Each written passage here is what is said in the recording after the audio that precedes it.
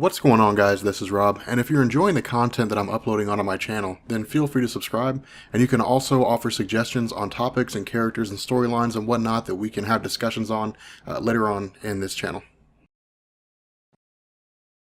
Alright, so picking up with the return of Anti Venom, or I guess really, the Amazing Spider-Man is really what we're doing. Again, this is all part of Dan Slott's run, and this is the cool thing, is because Dan Slott, again, used the early aspects of his run to clean out a lot of the stuff that he didn't really care for with regards to this whole committee-ran Amazing Spider-Man series. And so because of that, the return of Anti Venom is designed to really just deal with Martin Lee. Now again, we had talked, before about how Martin Lee was one side of the same coin. You had the Martin Lee personality and you had the Mr. Negative personality. Mr. Negative knew about Martin Lee, but Martin Lee didn't know about Mr. Negative. Of course, Martin Lee being a legitimate guy, a guy that basically ran a charity center, but Mr. Negative was this, Mr. Hyde persona kind of thing, where he basically used the charity center as a front for drug running, money laundering, all these criminal schemes that he could basically run out of New York. Now, this also deals a lot with Anti Venom in the sense that Eddie Brock is looking to basically eliminate Martin Lee because he considers Martin Lee to be a cancer on the society itself. Now, a lot of this really just, or at least the way the story initially picks up, is the whole idea that Anti Venom just kind of busts in the middle of a drug bust, or I'm sorry, of a drug deal by Martin Lee's guys, and starts to take them all out. The problem is that partway through this, we're actually met by the arrival of the Wraith. Now, this is kind of a weird situation here because the Wraith was a character that predates Dan Slott, really like one more day, predates that by maybe 20 years or something like that. The Wraith that, Brian DeWolf originally appeared in like 1985. I want to say it was Peter Parker, the Spectacular Spider-Man or something like that. He appeared quite some time ago. He was a Sal Buscema creation and maybe a Bill Mantlo creation, but basically he was just kind of one of these aspects of bolstering the Spider-Man mythos,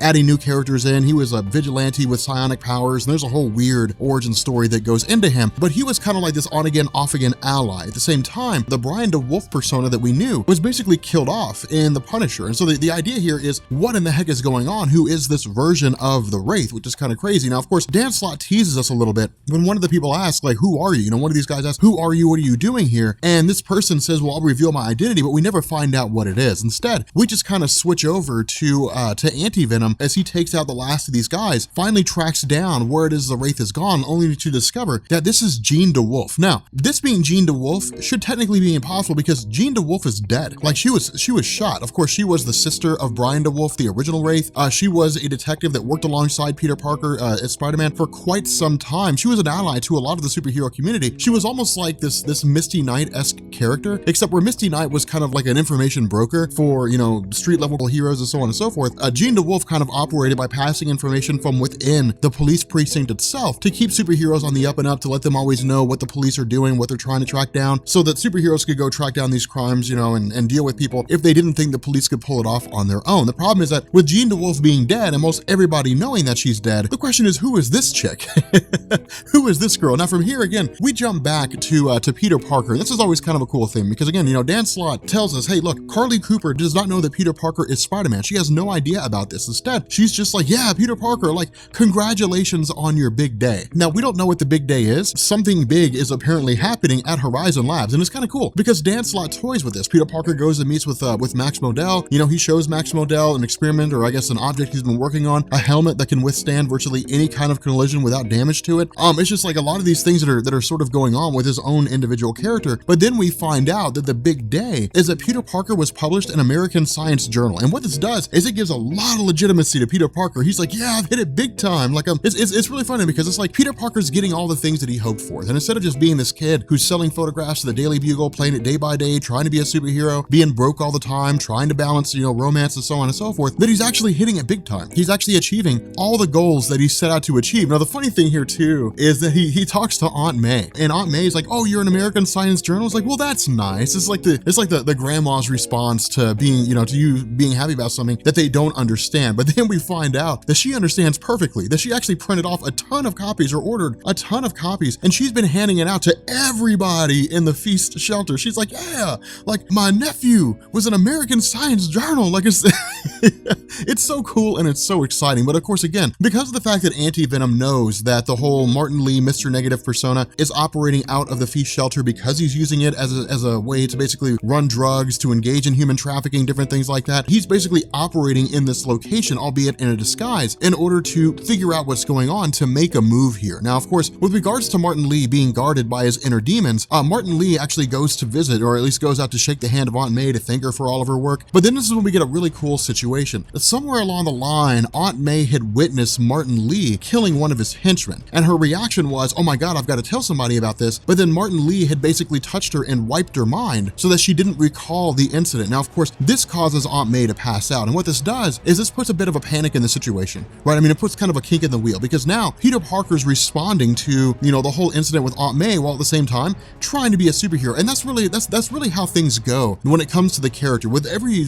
single Spider-Man story, I wouldn't go as far as to say that it's like, oh, Aunt May's been injured again. We gotta get her off to the hospital and Peter Parker's gotta respond. It's not always that situation. But with every Spider-Man story, there's always a scenario that's injected where it kind of puts a bit of panic into the situation, like, will Peter Parker make it there in time? That's one of the reasons why a lot of fans still love Spider-Man stories so much, or at least loved it in the early days when Dan Slott started writing it, is because it maintained a lot of the older themes of Spider-Man, from the era when his character was so popular and remained so popular, because it was this idea that it's like, will Spider-Man get there in time, with this whole situation. But during this, it's also Dan Slott showing us, again, where Eddie Brock stands. That's the cool thing, whether it was Zeb Wells, who was writing, the whole Anti-Venom Punisher team up, whether it is Dan Slott when he originally introduced Anti-Venom to the Spider-Man mythos, it was Eddie Brock trying to be a good guy. And what he does is he kind of chastises himself for not acting sooner. He's like, I should have done something sooner. I should have acted sooner. Otherwise, Aunt May would never have been in danger. And that's kind of the kicker here, is because with Aunt May being as old as she is, this could result in her dying. Like this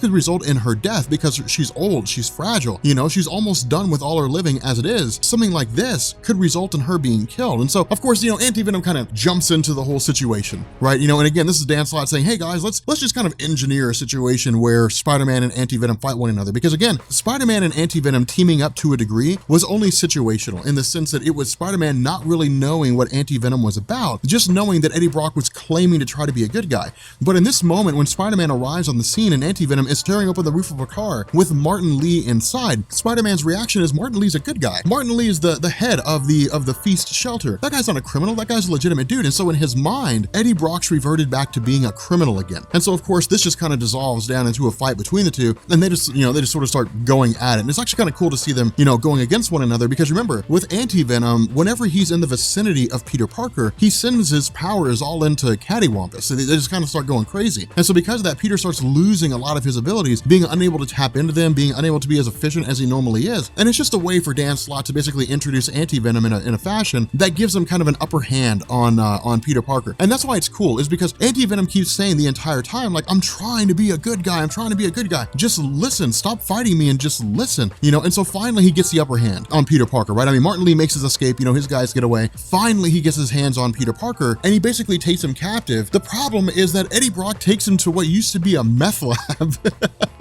And it's kind of messed up, because Peter Parker's like, dude, it smells funny in here. He's like, well, the people that ran this before, they were running a meth lab, and I ran them all out, but I'm putting you here now to just basically keep you out of the way. Of course, again, because of the fact that Anti-Venom's webbing is filled with the antibodies that his body houses in order to give him his powers, Spider-Man can't just break out. He can't just escape by normal means. So the cool thing about this is Eddie Brock talks to him and says, look, man, Martin Lee is Mr. Negative. Like, you know who Mr. Negative is. You've never been able to catch him, but you know who Mr. Negative is. He's this warlord of Chinatown, that's running all these drugs and people and money laundering and all this kind of stuff. The reason why you've never caught him is because he's Martin Lee. Because when you've seen him a million times, you just didn't know it was him. Now, of course, Peter Parker's response is, well, this is ridiculous. Like, there's no way that that's the case. But the other thing to remember here is that Peter Parker doesn't have a spider sense. Remember, he lost that. And so it wasn't like he, came across Mr. Lee and his spider sense activated. He didn't have any way to know. He just kind of has to take Eddie Brock at his word. And that's why Peter losing his spider sense is kind of cool here, because if it turned out that he did have a spider sense and he came across Martin Lee, it would have almost immediately kicked off, because remember, Martin Lee in this part of the story is Mr. Negative, just posing as Martin Lee. And so he's still a bad guy. And Peter Parker's spider sense would have immediately tipped him off to that and been like, oh, well, Mr. Negative's here,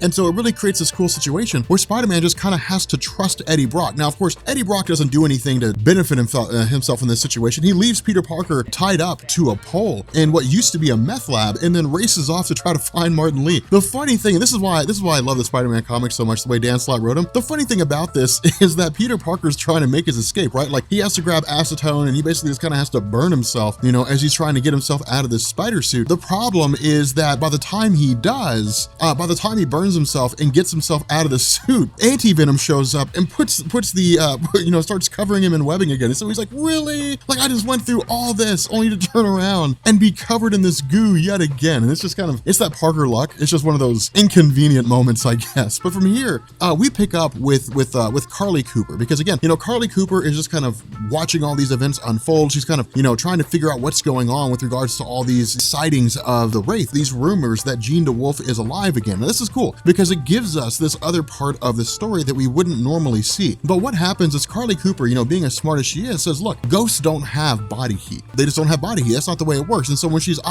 witnessing the Wraith, who's basically, you know, kind of tormenting a guy for the purpose of trying to gain information on what it is that Mr. Negative is doing next, Carly Cooper's watching all the events unfold and she says, that's an actual person. There's no way that's Jean DeWolf. And if it is, then how did she come back from the dead? And so it's just like, that's got to be somebody posing as Jean DeWolf. I want to know who that person is. Now, following this whole trail of what's going on with regards to the Wraith, we kind of follow Carly Cooper as she goes through this whole, you know, process of trying to figure out what's going on with Jean DeWolf. And that's one of the reasons why this is kind of cool, is because it's like this little intricate goodie of a side story and with regards to this whole telling. And what we find out is Carly Cooper goes to a place called the Special Crimes Evidence Storage. And what this is basically a location where they store things, you know, like the glider of Green Goblin, bombs and, you know, Mysterio's tech and so on and so forth. Just supervillains whose gears and gadgets have been confiscated by the police after their arrest. The problem with this is that Carly Cooper is basically told by the officer on the scene that evidence from that place doesn't go missing. Instead, that it was destroyed, that there was a pumpkin bomb that had went off and all the evidence was completely obliterated. But as Carly Cooper's going through and looking at all this, she comes to the realization that there was only one person who was around that evidence room at the time of the accident, and that was Captain Yuri Watanabe. And so the idea here is that a member of the police force in New York is masquerading as the Wraith, which is actually kind of cool. It's actually kind of an interesting concept here. It's not wildly important. It's not the most important thing by any stretch of the imagination. It's just kind of interesting. But from here, we switch back to the Metropolitan Museum of Art with Peter Parker and Antivenom. Of course, Antivenom says, hey, look, this is where they're doing their whole meeting. This is where they're doing their next drug meeting. You know, I'm putting you here out of sight because I want you to see this. I want you to see that Martin Lee is Mr. Negative. Now, the funny thing about this is that Mr. Negative has a Muramasa blade, which is designed for the purpose of disrupting people's healing factors, healing abilities. And it disrupts healing abilities regardless of where those abilities come from. Because remember, when it comes to healing factors in Marvel Comics, whether it's Wolverine, Deadpool, Daken, X-23, the symbiotes, it doesn't matter. All the healing happens on a cellular level. And so what the Muramasa blade does is it basically just blocks people, you know, blocks their cells from being able to regenerate. And so because of this, you know, with Martin Lee showing up here, with, you know, with a mystic blade attacking Antivenom, as long as the blade's in his body, he's not going to be able to heal from his attacks. The kicker to all this is that while Peter Parker is being held here by Antivenom, well, then suddenly we have Wraith showing up. And that's kind of the funny thing is Peter Parker, you know, Spider-Man hadn't really been investigating the whole Wraith thing, didn't really even know it was going on. Instead, Wraith is just here. And the whole idea is that he basically says, look, lady, like you're telling me you're a ghost, you know, that's fine. I've met spirits of vengeance. All right, I've met Ghost Rider. I've seen people come back from the dead. I know what ghosts are. I know the difference. You're not a ghost. You're using technology from Mysterio is what you're doing. And that's a funny thing because the Wraith is like, oh, ooh, I'm the Wraith, I'm spooky. You know, and she's being all like mysterious, cloak and dagger. And he's like, yeah, you're using Mysterio's tech, right? And like a couple other gadgets, some stuff like that. And then Wraith is just kind of like, yeah.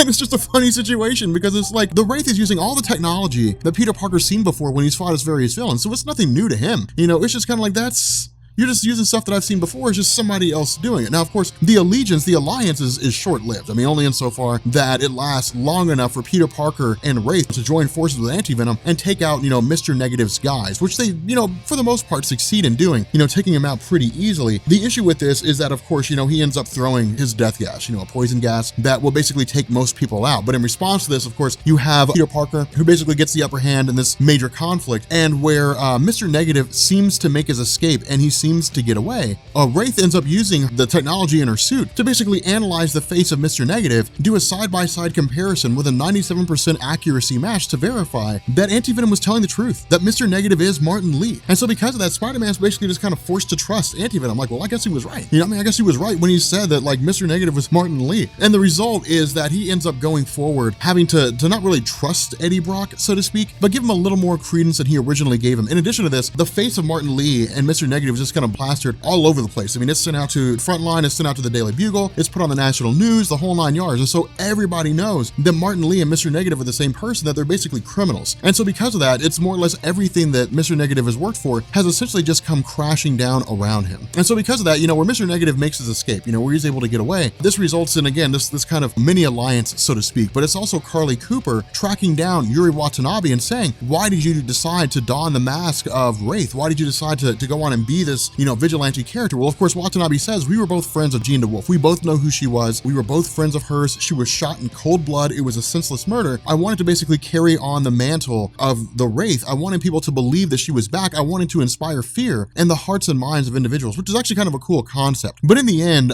it doesn't really matter. I mean, it's kind of a cool situation to see the Wraith return to a degree, but it doesn't have like any major bearing on events that go on. It's really just kind of part of this mini story in the background in order to kind of beef things up a bit, you know, in order to give it a little bit more than just, hey, Peter Parker doesn't know if he can trust Antivenom, and now Antivenom's going to prove him wrong. You know, it's just kind of adding a little bit of information. But at the end of the day, things just kind of wind down with Peter Parker talking to Carly Cooper and this idea that he may reveal his identity to her, but instead he doesn't. You know, where she keeps asking questions, where she keeps, you know, kind of poking and prodding about his relationship with Spider-Man, he basically offers the exact same explanation that he gave Max Modell when he's like, well, I'm not Spider-Man. You know, he says, I basically just build Spider-Man's gadgets for him. And Carly Cooper takes it as gospel truth. She's like, I knew it. I knew that you were somehow involved with Spider-Man. This is kind of Dan Slott teasing that things may end up becoming a little more interesting with regards to the relationship between the two. But again, at this point, we don't really know how that's going to flesh out. But with that being said, guys, we're going to bring this video to an end. If you are new here to Comics Explained, make sure you guys hit the sub button to become part of the Rob Corps. If you guys enjoyed this video, make sure you drop a like. Again, it's just kind of a small little fill-in story. This is really just kind of a filler story, to be honest, to kind of bolster up the whole run of Dan Slott a little bit. It's by no means a wildly important story, just a fun little thing that got thrown in here. But yeah, leave a comment down below. Let me know what you guys think, and I will catch you all later. Peace.